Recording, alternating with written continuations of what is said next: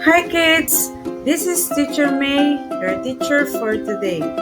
Please don't forget to like, share, subscribe, and hit the notification bell for the latest videos.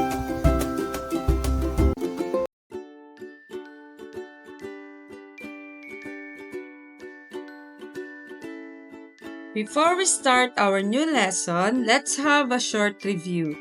Guess what sports are in the picture below?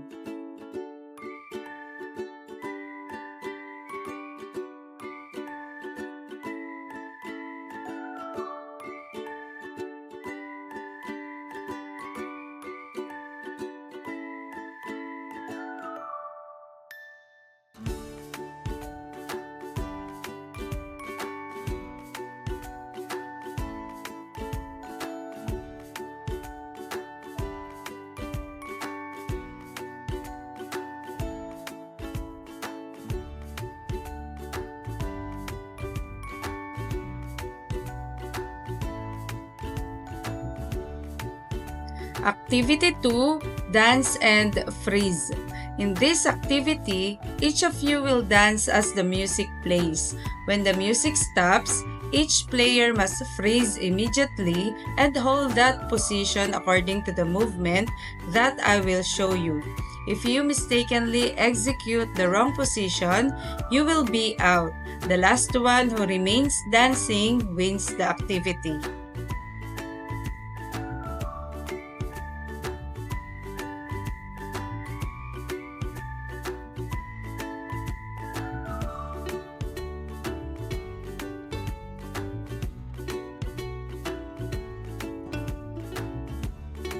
What did you observe with the movements?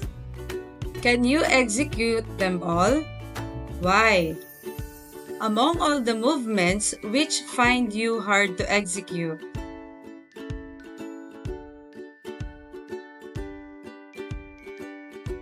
Let's unlock your vocabulary to understand the lesson better. Physical fitness can be defined as a general state of health and well-being, or more specifically, as the ability to perform physical activities associated with daily life with vigor and alertness and without getting overly tired.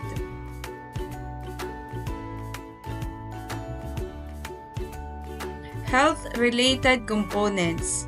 A well-balanced exercise program should include activities that address all the health-related components of fitness. Aerobic activities develop cardiorespiratory endurance and burn calories to aid in achieving a healthy body composition. Skill-related components, it is associated with athletic competition but should be considered in the overall fitness of all individuals. These components are pertaining with the athletic ability of an individual. Target games are those in which players send an object, such as a ball or dart, towards a target area. Sometimes, this may also involve avoiding obstacles, defending, guarding, or blocking the path of the opposition's ball to stop them from scoring. Locomotor skills. The skills used by an individual to move from one place to another. These skills include rolling, balancing, sliding, jogging, running, leaping, jumping, hopping, dodging, galloping, and skipping. Movement concept. What is physical fitness? What are the components of physical fitness? Physical fitness dance. I will play the video for you to follow along and do some warm-up exercises.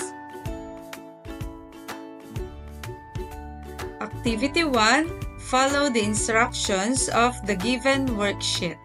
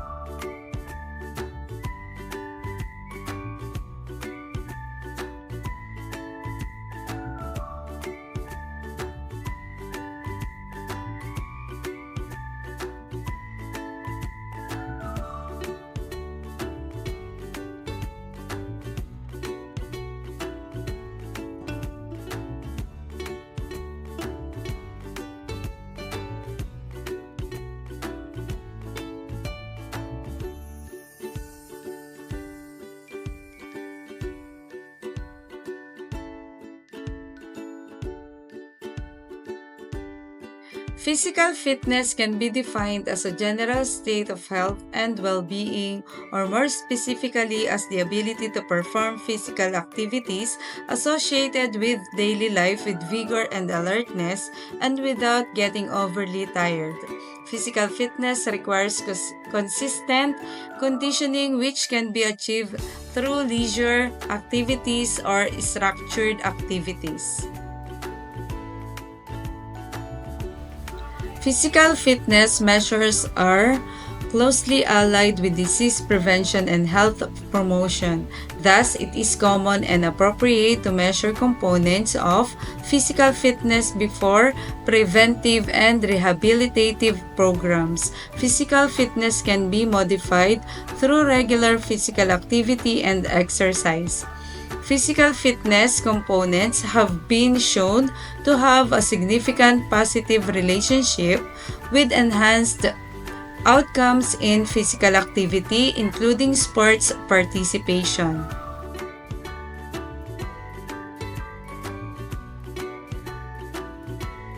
Health-related components is good health have a strong relationship with health-related components of physical fitness because it determines the ability of an individual to perform daily activities with vigor and demonstrate the capacities associated with low risk of premature development of hypokinetic diseases.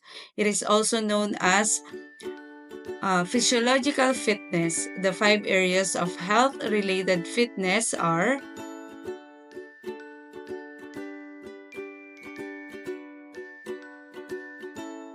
cardiovascular endurance, the ability to perform exercises at moderate to vigorous intensities for a prolonged period.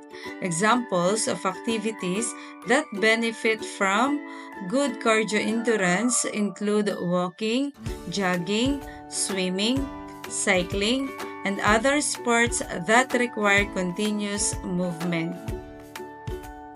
Muscular strength. How much force your muscles can exert or how heavy weights they can lift. To ensure well-rounded muscular strength, it's important to prioritize muscular strength training of all major muscles groups like legs, arms, core, shoulders, back, and hips. Muscular endurance. The ability of your muscles to sustain exercise for some time. Example activities: weight training, isometric exercise, longer duration training. Flexibility. The ability to move muscles and joints through a full range of motion. Example of activities such as gymnastics, dance, and martial arts, reaching the top shelf of a cupboard, or bending down to pick up something from the ground. Body composition, your body's ratio of fat mass to fat-free mass like muscle and bone. Example activities: waist circumference, waist to hip ratio, bioelectrical impedance analysis, dual energy X-ray absorptiometry, hydrostatic underwater weighing, air displacement plethysmography, or BUD-PUD. Skill-related fitness. It is also known as performance-related fitness components. It is associated with athletic competition but should be considered in the overall fitness of all individuals. These components pertain to the athletic ability of an individual. There are 6 components of physical fitness: balance, coordination, agility, speed, power, and reaction time. Balance is the ability of an individual to maintain their line of gravity within their base of support. It can be classified into static and dynamic. Example movement: one-leg stance test, sharpened Romberg's test, time up and go test.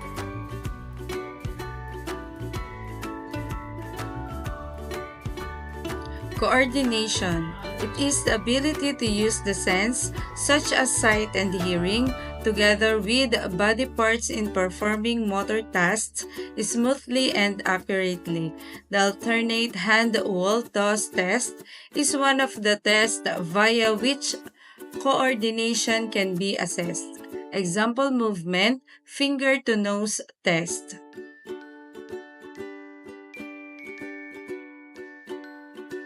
Power.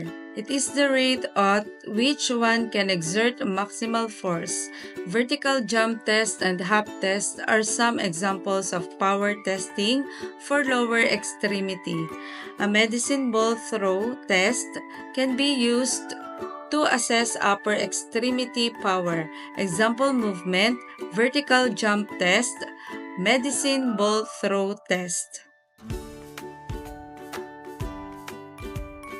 Agility is defined as the rapid whole body movement with change of velocity or direction in response to a stimulus. It performs a series of explosive power movements in a rapid succession in opposing directions. Example movement, reaction time. Speed. It relates to the ability to perform a movement within a short period. Speed combined with strength will provide power and force. The sprint test is one example of a test that can be used to examine a person's speed. Example movement, 40-meter sprint.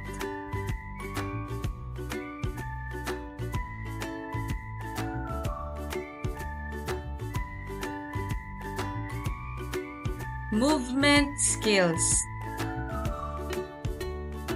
Fundamental movement skills are a specific set of gross motor skills that involve different body parts. These skills are the building blocks for more complex skills that children will learn throughout their lives. They help children take part in games, sports, and recreational activities. Let's play a game relay race. Please read the instructions.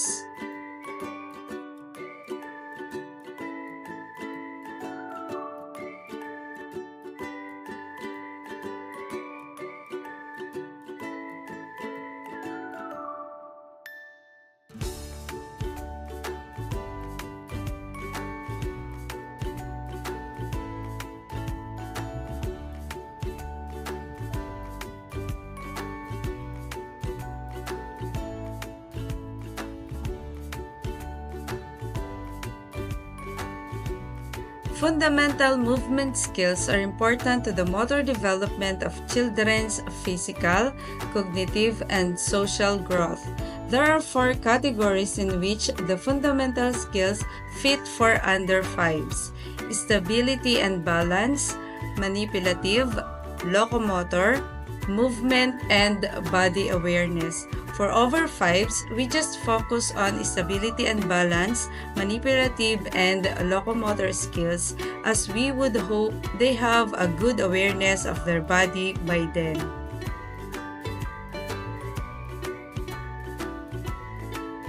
Stability and balance. Stability skills relate to the body's ability to gain or maintain balance, either when still or moving.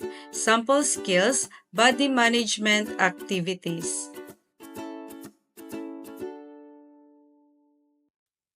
Manipulative.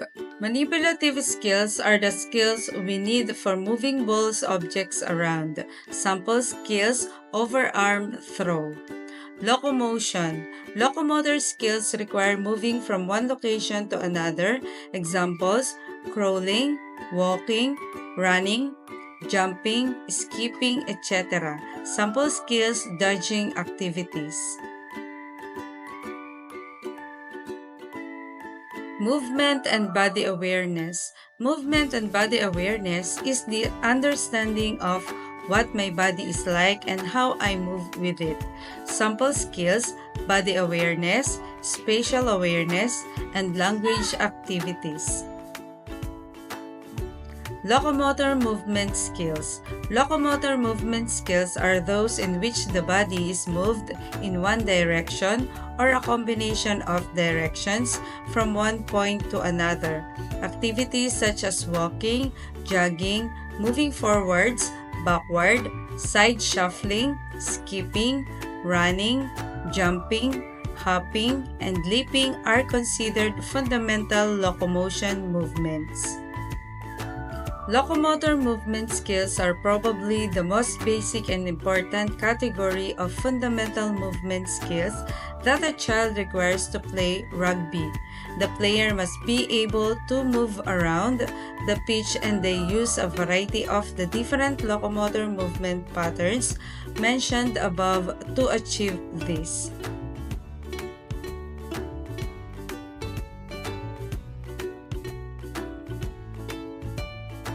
The square drill. The player accelerates forward, side shuffles, back pedals, and side shuffles again. This covers a lot of the locomotor skills of rugby in a simple drill. Follow the leader. One player is the leader, one is the follower. The follower should mirror the actions of the leader as they jog, run, sidestep, etc. Manipulative skills involve moving or using an object with the hands or feet to achieve a goal or complete a task. For fine motor skills, that object might be a pencil or button. For gross motor skills, the object might be sporting equipment or toys such as bats, balls, rackets, or jump ropes. These skills are also sometimes called object control skills. Types of manipulative skills. In the gross motor area, these skills include bouncing, catching, dribbling, kicking, or rolling.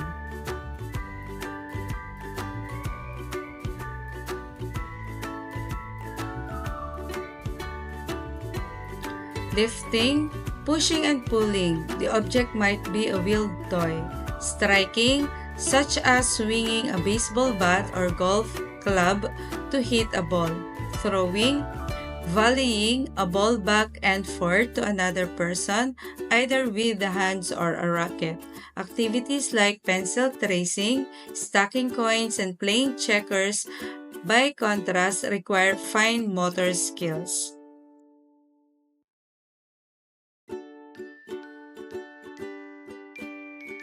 Games to develop skills. To help develop and fine-tune these skills, you can also participate with your child in activities like this at home.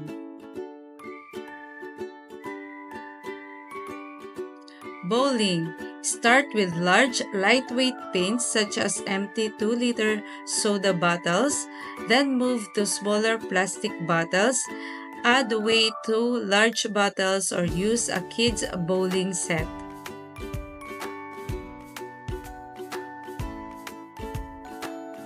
Kick it. Have kids practice kicking with a large beach ball or a soft foam ball. Challenge them to kick with their preferred foot, then switch to their other foot. See if they can kick their ball from a spot you choose and hit a wall. Gradually move them farther from the wall. You can also hold up a jump rope and see if they can kick the ball over it or under it.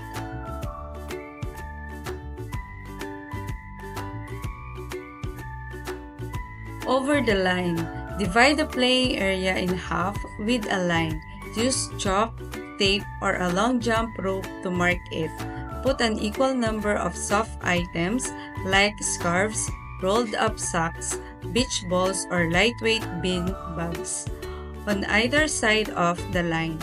Have kids toss the objects over the line onto the floor on the opposite side. They can then switch sides and throw the items back over the line to the other side. Make it more fun by using small stuffed animals and pretending they are crossing a river.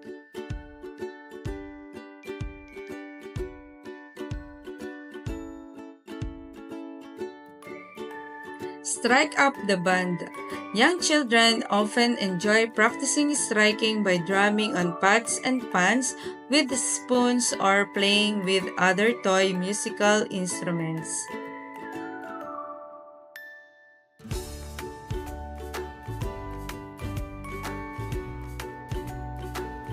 Game concepts.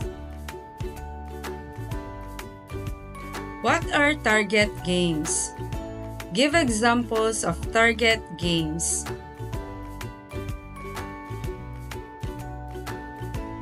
Activity 1.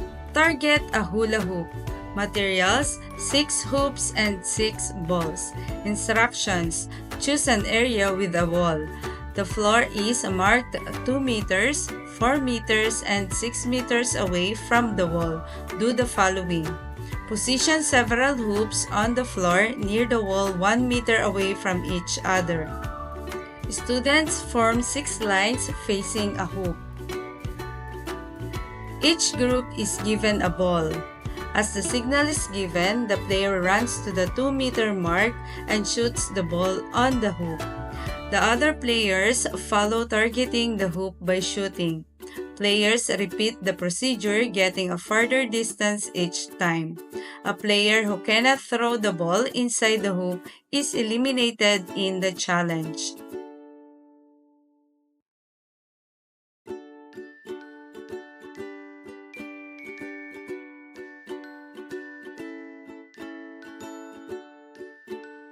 Now, let's play bingo.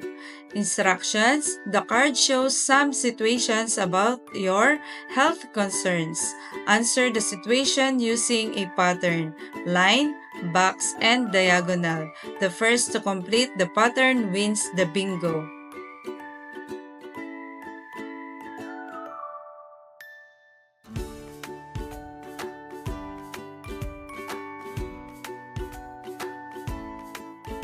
What are target games? Target games are activities in which children send an object towards a target. Some target games might also involve avoiding different obstacles, blocking the opposition's thrown object, or defending. Target games are usually included in children's activities because they teach them new skills and strategies that they can use in their day-to-day lives. They will learn how to appreciate the distance, protect the shot, and decide on different ways of throwing.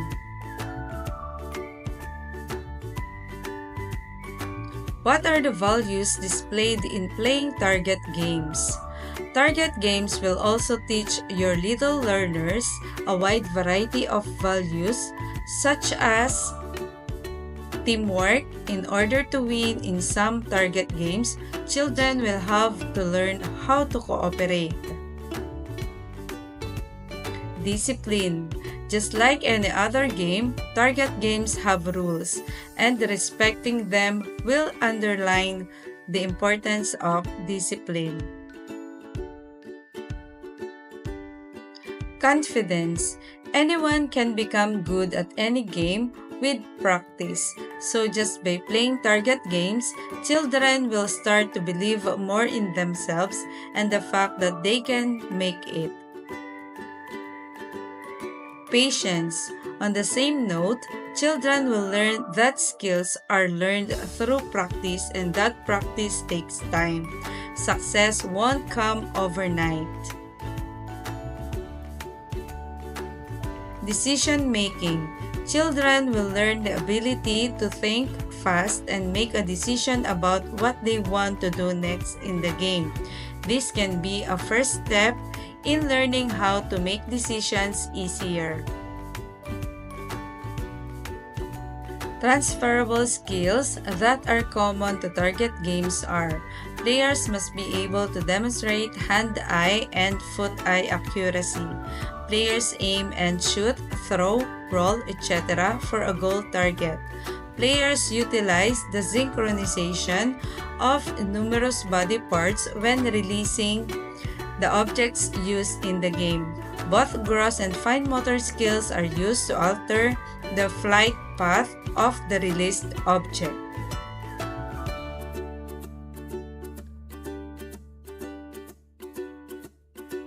Tamaang bola. Dodgeball was originally played in Africa over 200 years ago, but instead of the fun, jocular game that it is today, it was a deadly game. Instead of using soft rubber balls, the game was played with large rocks or petrified matter, and it was used as an intense workout for the tribes, where each competitor would attempt to hit their opponent with a rock to injure or incapacitate them. Once a player was hit, they would attempt to be pelted by further rocks to finish them off. It would be the responsibility of the teammates of the fallen competitor to try and defend him and force the attackers off with their own rocks. This was said to be a great way to encourage the tribesmen to work together during skirmishes against other tribes, working to take out the weak and protect their own.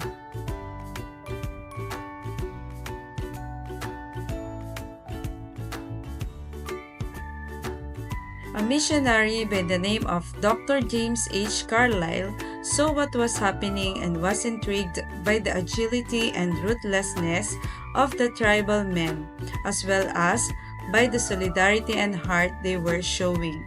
He spent many hours watching the men and became besotted with the ritual that he saw daily. When he made his way back to England via Europe, he showed some of his pupils what he had seen. The European men who tried what Carlyle was telling them found they didn't have the natural agility or accuracy to dodge or throw. And with Dr. Carlyle continuously moving on, he was not able to encourage the people he spoke to about the sport to carry it on. It was only when he returned to his teachings at St. Mary's College in Norfolk that he was able to transform the vicious training into an all-inclusive game.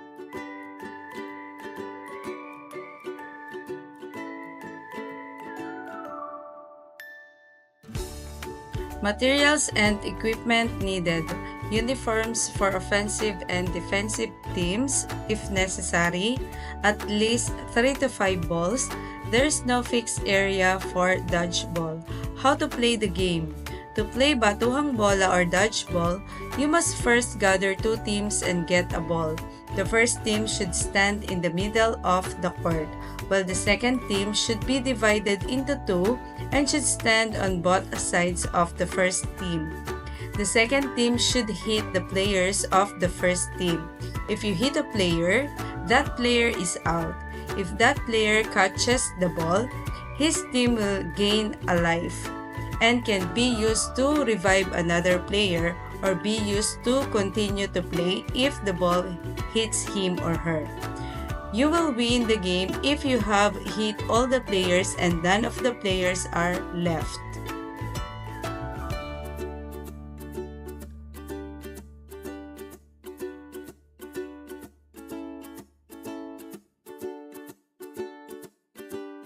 Rules of Tamaang Tao, the Pinoy version of dodgeball. The same mechanics for dodgeball apply. The offense team will try to hit the defense team, while the defense team will try to dodge the ball that the offense team will throw. A toss coin will decide which team plays on defense and offense. Half of the players of the offensive team shall stand on opposite starting lines 10 meters away from each other. The defensive team shall disperse to the area between the starting lines. For the first 2 minutes, the offensive team shall try to hit the opponents using only one softball, while the defensive team shall try to dodge the ball. The other ball will be used after the first 2 minutes lapsed.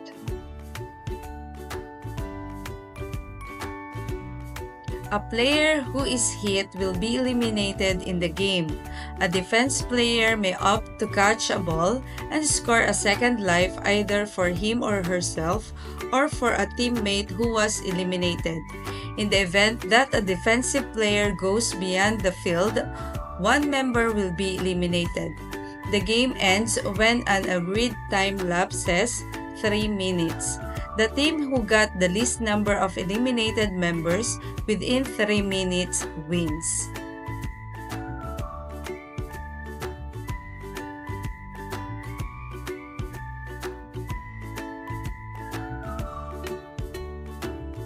Games and skills. In this game, we can develop skills-related fitness components such as speed, agility, reaction time, and power.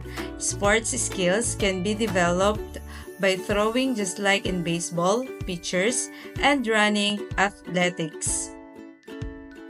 For this activity, you will play Tumbang Preso. Please read carefully the mechanics of the game.